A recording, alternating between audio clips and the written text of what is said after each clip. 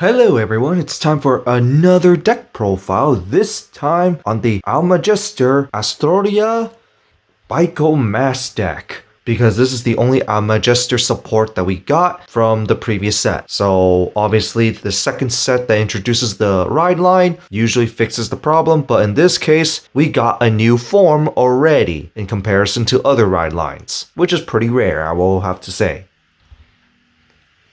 But anyway, what do I think about the deck? Well, when Astoria Unica was first revealed, it was very interesting that it revolves around triggers, especially mostly crits. Most important trigger of the deck. Keep that one in mind because the crits are the most important part of the deck and it is very important that you have them in soul, so unfortunately you might lose some of the pressure right there, which is the main problem with Almajestars. And we still don't have a card that can treat itself as a crit, so that's another problem that we still have. But this new wave of support with Bico Mask doesn't exactly fixes the problem, but it does solve a bit of the problem where you always need to soulblast triggers. Because Bico Mask mainly needs to increase your crit count in the bind zone, which makes it in turn a late game card, which is kind of another problem. So how I run this deck is I use Unica for early game aggression. Once I hit Bico Mask, that's meant to be the finisher, more so to finish the game. Sometimes you're going to go to Bico Mask early because in some scenarios it's better for you to go to Bico Mask than Astoria Unica because Unica is not at full power right off the bat, and sometimes, like I said, you need those crits as soon as you can. So if you can't pull off the crits as soon as you can, usually Bico Mask ends up becoming the better option. So that is unfortunately a weakness of the deck. And it still is until we get more support. But anyway, how I think of the deck still is that it's really fun and interesting that it's using triggers for its power, aka its sorcery. So, and its design looks really cool. I really like the witch design, and this is the first waifu deck I built in a while, so I'll also give it that. But in that, there's really not much to explain other than basically focus on soul charging your triggers, in particular crits. But anyway, to the deck profile itself. So, of course, the ride line, we start off with Almajestar, Pipis, Muchi, regular starter. You could run whatever starter you want, but Almajestar archetype for Almajestar.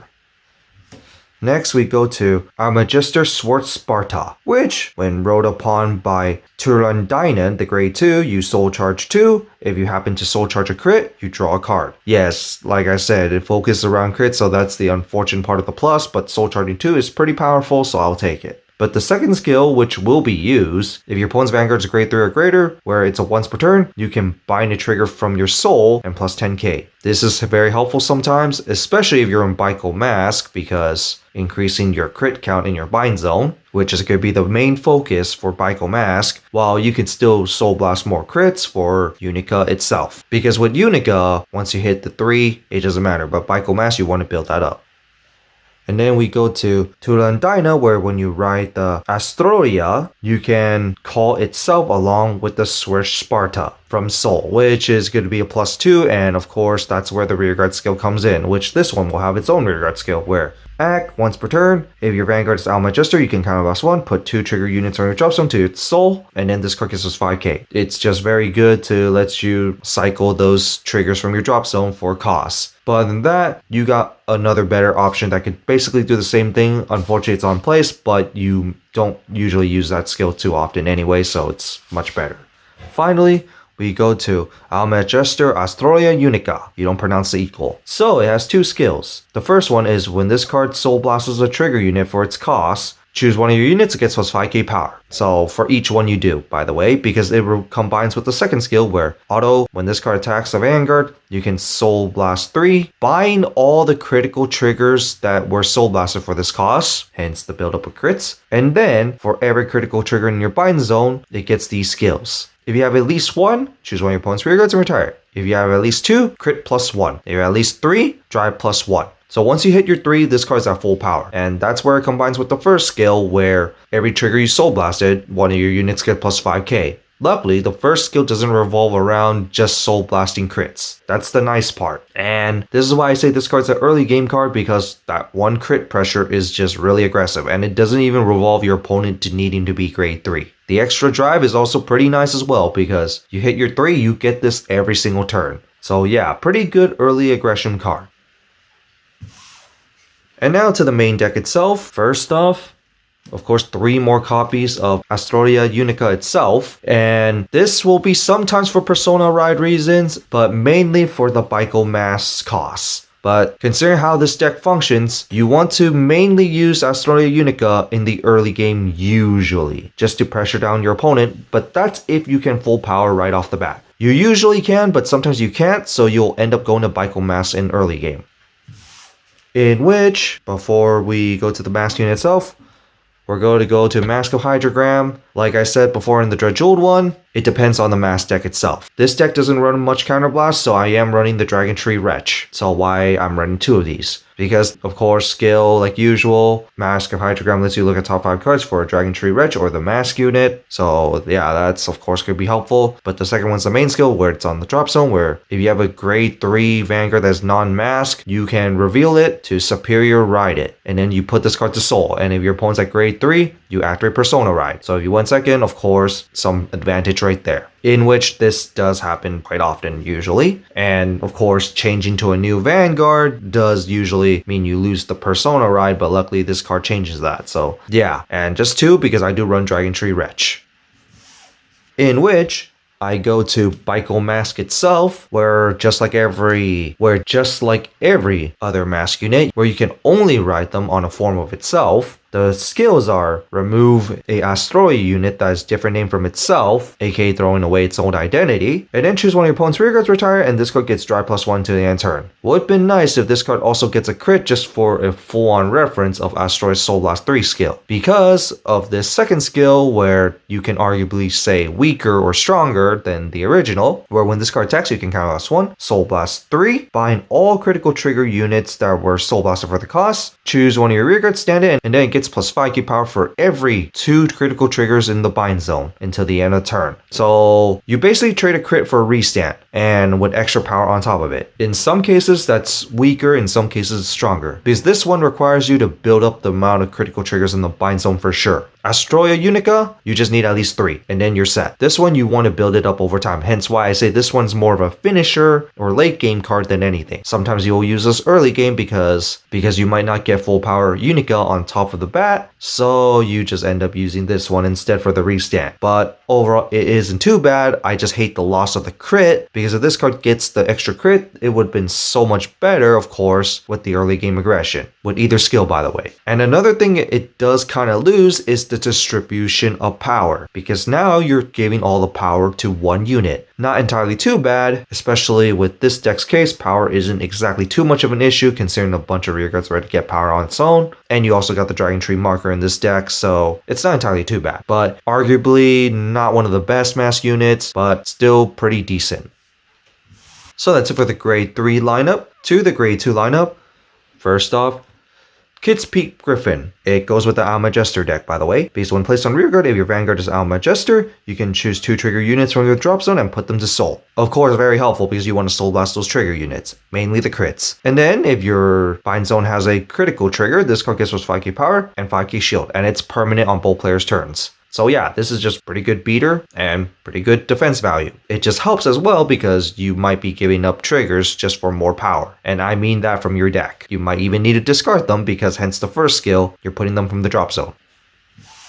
And then I go to Dragon Tree Wretch Skullcambra, which all the Dragon Tree Wretch of the Masco Hydrogram Searcher has the same skill where on placed on rearguard, you can count +1, so +1, choose a Masco Hydrogram from your deck and add to your hand, and then choose a rearguard circle without a Dragon Tree marker on it and put a Dragon Tree marker on it. So yeah, Dragon Tree markers, in which if you guys don't know, the Dragon Tree marker gives the unit plus 5k power if your Vanguard is Dragon Tree or Mask, which of course this deck will be that.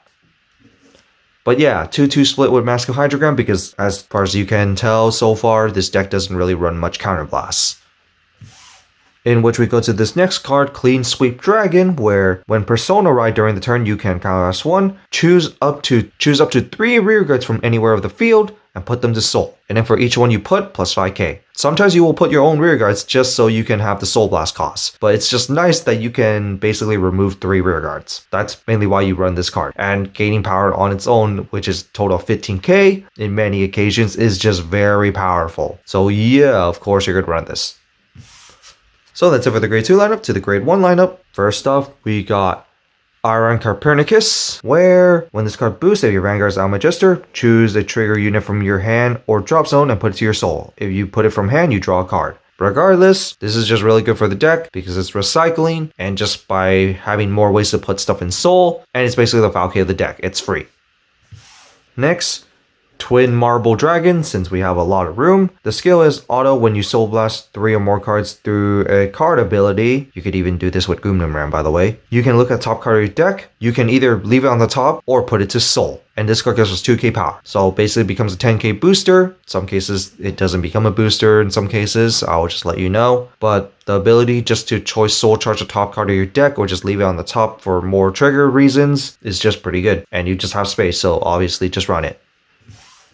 And then we go to 4 Gumnum Ram, which is just a generic card on plays. You soul charge 1, and once per turn you can soul blast 3 to draw a card. Considering the amount of random soul charging, this skill is pretty easy to active, especially when you can recycle a bunch of soul, and also you want to see those triggers as soon as you can, so there's that as well. But I have thought of cutting back 2 of these for Pandemonium Tactics, because Pandemonium Tactics just soul charges 4 cards right off the bat, and there are occasions where I just really need those triggers in soul, and Pandemonium Tactics has helped, especially before set 10 was released. So I have thought of it, but so far it's been working out pretty well, especially because Pandemonium Tactics is not a unit, so there is that as well. But I might go back to Pandemonium Tactics with 2-2 split because counterblast is also not an issue. But who knows with more playtesting, because it might still happen.